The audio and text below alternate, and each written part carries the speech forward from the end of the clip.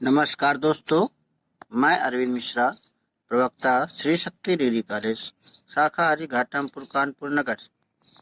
आज आपको UP TET, super TET, DElEd, BEd और अदर एग्जाम्स के लिए 30 क्वेश्चन का प्रैक्टिस सेट करवा रहे हैं। आप इसको सॉल्व करिए और देखिए आपकी तैयारी कितनी अच्छी। इसमें ऐसे सरल क्वेश्चन है तो आपको 30 में 30 क्वेश्चन आने चाहिए इस बार। सबसे पहला क्वेश्चन है, शिक्षा शब्द का शाब्दिक अर्थ है। तो शिक्षा से शाब्दिक अर्थ होता है कि देखो इसमें तीनों गलत है। अंतर्निहित शक्तियों का विकास, बहिर्मुखी शक्तियों का विकास, शारीरिक विकास करना, तो ये तीनों अर्थ है। शिक्षा का शाब्दिक अर्थ आपको पता होगा, शिक्षा शिक्ष धातु से बनी है, इसका अर्थ होता है ज्ञान, है ना। तो आत्मानुभव करना, ये सब आ जाता है शाब्दिक अर्थ में, तो ये इनमें से कोई नहीं है। दूसरा क्वेश्चन है, दूरस्थ शिक्षा का नाम नहीं है। तो नाम नहीं की बात, दूरस्थ शिक्षा का ओपन स्कूल नाम है, बाहरी अध्ययन भी नाम है, पत्राचार शिक्षा भी नाम है, सह शिक्षा नहीं। दूर जो को एजुकेशन है ये आपके स्कूलों में चलती है। तीसरा क्वेश्चन है, बौद्धकालीन शिक्षा में प्रवज्जा संस्कार कितने वर्ष के बालकों को किया जाता था। तो ये 8 वर्ष के बालकों को किया जाता था। मक्तब शिक्षा के केंद्र थे, कौन से थे। तो आपको मक्तब और मदरसा बताया था। तो मक्तब प्राथमिक, मदरसा उच्च शिक्षा के केंद्र थे। दूरवर्ती शिक्षा को कहते हैं। तो दूरवर्ती अर्थात डिस्टेंस एजुकेशन, इसको पत्राचार शिक्षा भी कहते हैं, स्वतंत्र अध्ययन भी कहते हैं, दूरस्थ शिक्षा भी कहते हैं। ये चारों विकल्प सही है। नेक्स्ट क्वेश्चन है, शिक्षण को रोचक और प्रतिभाशाली कौन बनाता है। चित्रकला, विज्ञान, शिक्षण विधि, लेखन कला। तो शिक्षक को रोचक बनाने के लिए शिक्षण विधियां ही सर्वश्रेष्ठ आंसर है। निम्नलिखित कौन सी अनौपचारिक शिक्षा की विशेषता है। तो इसमें स्थान निश्चित नहीं होता है, समय निश्चित नहीं होता है, स्वतंत्रता होती है। तो इसमें चारों ऑप्शन सही हैं। चौथा सही ऑप्शन। शिक्षा एक त्रिमुखी प्रक्रिया है। तो शिक्षा एक त्रिमुखी प्रक्रिया, ये जॉन डीवी ने कहा था। शिक्षा एक द्विमुखी प्रक्रिया, ये किसने कहा था, कमेंट बॉक्स पे दीजिएगा। निम्नलिखित में कौन सा प्रकृतिवाद की विशेषता नहीं है। तो प्रकृतिवाद की विशेषता देखो, प्रकृति को लेटो, है ना, ये रूसो ने नारा दिया था। बालक के चाइल्ड सेंटर्ड एजुकेशन है, और सामर्थ्य का होना ये नहीं है, और पुस्तकीय ज्ञान का विरोध करता था।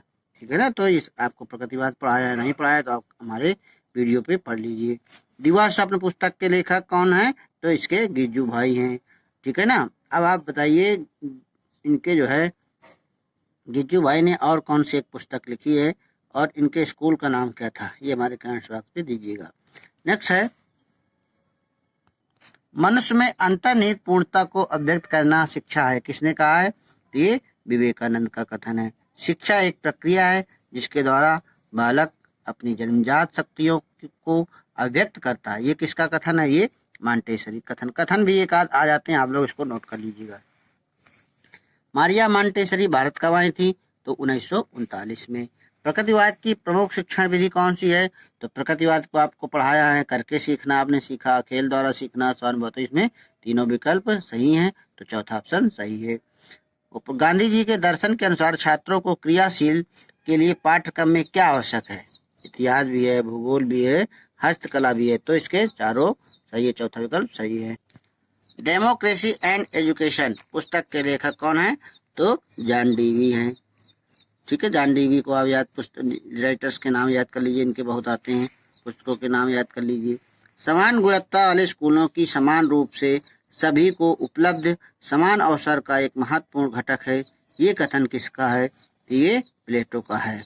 मांटेसरी की शिक्षण पद्धति कितने भागों में विभाजित की गई थी। तो ये 2 भागों में विभाजित की गई थी। सर्वोत्तम शिक्षा वो शिक्षा है जो संपूर्ण सृष्टि से हमारे जीवन का सामंजस्य स्थापित करती है, ये कथन किसका है। ये टैगोर का है। समाज विहीन व्यक्ति कोरी कल्पना है, ये किसने कहा था। तो ये टी रेमंड ने कहा था। जनसंख्या शिक्षा में सबसे अधिक उत्तरदायित्व किसका होता है। तो जब सबसे अधिक उत्तरदायित्व जनसंख्या शिक्षा में, तो इसमें राष्ट्र का होता है। जनसंख्या शिक्षा आवश्यक है जीवन स्तर एवं गुणवत्ता बढ़ाने के लिए। तो मृदा और झीलों की अम्लता को कम करने के लिए उसमें क्या मिलाया जाता है? तो अम्लता एसिड तो बेस मिलाया जाता है। बेस क्या होता है? चूना। चूना का सूत्र लिखिए वो हमारे कमेंट्स बॉक्स में। बाल श्रमिक बनने का मुख्य कारण नहीं है। नहीं मतलब बाल श्रमिक क्यों नहीं बनते हैं? तो अत्यधिक गरीबी से बाल श्रमिक बन जाते हैं, अशिक्षा से बाल श्रमिक बन जाते हैं, जनसंख्या वृद्धि से बाल, लेकिन कोई प्रतिस्पर्धा से बाल श्रमिक नहीं बनता है, क्योंकि उनके लड़का बनेगा देगा तो हमारा बनाए, है ना। नेक्स्ट है पर्यावरण दिवस कब मनाया जाता है? तो ये 5 जून को। ये इसको याद कर लीजिए, बहुत सरल है लेकिन हर बार लगभग परीक्षा में आ ही जाता है। समाज में महिलाओं को स्तर दिया जाता है, तो महिलाओं का दूसरा स्तर है, द्वितीय स्तर। राष्ट्रीय जनसंख्या नीति की घोषणा की गई थी, कब की गई थी? 20 जनवरी 1980 को। नेक्स्ट है बच्चों के मूल्यों के विकास में सर्वाधिक महत्वपूर्ण भूमिका इसकी रहती है। तो बच्चों के मूल्य की जब बात करें तो सबसे ज्यादा है इसमें यहाँ पर परिवार की भूमिका रहती है।